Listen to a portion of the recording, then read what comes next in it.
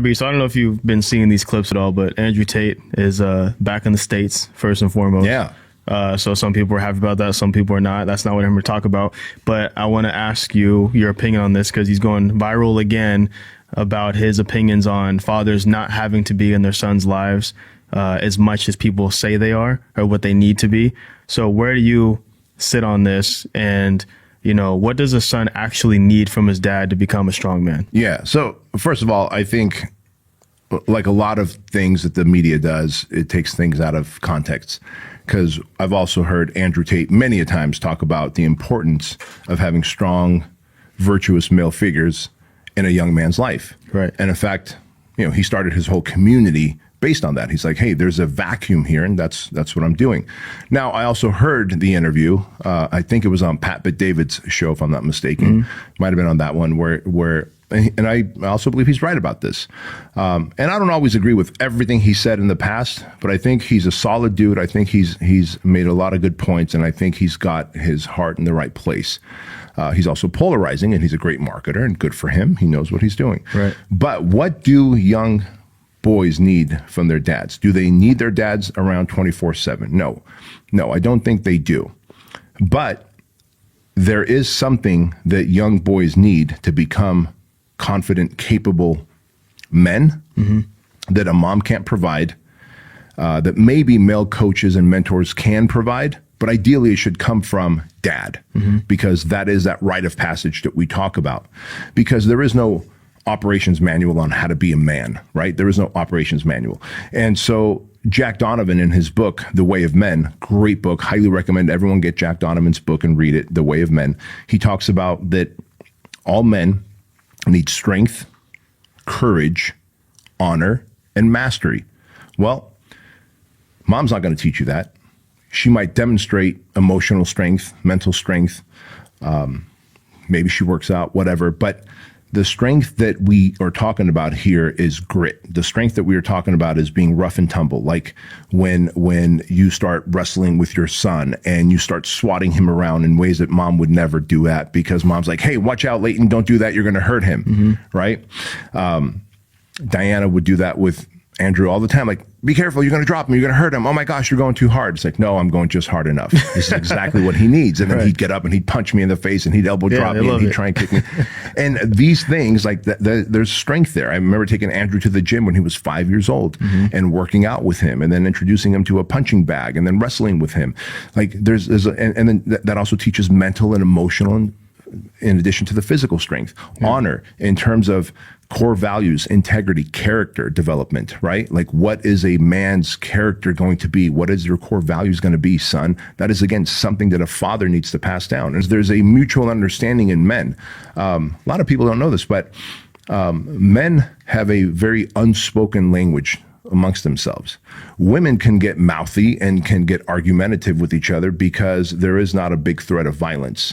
Men won't do that, because when they do, they know that there's a threat of violence at some point.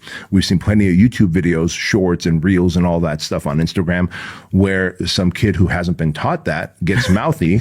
As they say, he fucks around and he finds out, right? I've seen a young man get all gangster with a cop. He was like some white kid. He was getting all gangster with the cop. I'll cut you, I'll kill you, I'll shoot you. And the cop just body slams him. Got hemmed up. And he's like, sir, Yes, I didn't mean that. Yeah, you did, you little shit. But had dad showed him the way of men, he would know that there's a line that you don't cross, because after that you get body slammed. Right. And so there is that honor and respect and core values that needs to be built. And then their courage to be able to step into the gap and stand up for others, which we saw that lacking massively during the pandemic. And then, of course, mastery, like how to change a flat tire, how to build a dog house. Like, if you get a dog, like, what a cool thing. Me and Andrew built a skate ramp. You taught him how to skate, and then he bought like this whole skate ramp kit with like giant pieces of wood the size of this table, a whole bunch of them, and we drilled and lacquered and put together this beautiful ramp, man, that was a fun experience for us over a couple days. And we've done so many cool things like that. So in the absence of a father, a young man doesn't learn those things, and he feels like there's a vacuum in him. And so this is when young men begin to posture or look up to other dudes who maybe don't have the right intentions and end up becoming a bad influence in their life. And so I don't think this is an Andrew Tate issue. I think this is more of a, can young men, young boys become capable, confident men without their fathers? Yes. But it is infinitely more difficult, takes a lot more effort, and it takes a community of other coaches, mentors, uncles, friends, mentors to get him there. Right. So how do you do that? How do you have that influence on him if you're not, I don't want to, he didn't say you're not present in their lives. He just said it's not as important as people may think. Like, you don't need to be in their lives every single day. So how do you have that lasting impression on them if you're not around them very often, or, Yeah. Well, I mean, look, I traveled a lot during Andrew and Chloe's formidable years as they were coming up. But when I was home, I was present. We intentionally did things. We'd go work out. We'd go surf. We'd go hiking together, or as a family, right? Myself and Andrew, or as a family. And when I was out of town for 3-4 days at a time, when they were 4, 5, 6, 7, 8, 9 years old, I was gone for 3-4 days at a time. And, one of the times Andrew hit his head and a tooth popped out. He was 7, Chloe was 5. Same weekend, Chloe breaks her arm in gymnastics as Andrew bumps his head on something and a tooth pops out. I'm in New York speaking at an event. Now, would it have been ideal if I was there? Sure. But did mom handle it well? Absolutely. She's nurturing. Did Andrew and Chloe develop, now that Chloe's 17, Andrew's 19, did they develop into bad humans? Nope. They're still great humans. In fact, you're going to go box with Andrew later today. They're great humans because when I was there, the short amounts of time, I was very present. I was very intentional. I had a plan on how to pour into Andrew and pour into Chloe. Whereas I think moms need to be there more, longer, consistently. Dads don't. And think about history. Men have gone off to battle and come back. Yeah. Men have gone off hunting trips for days and come back.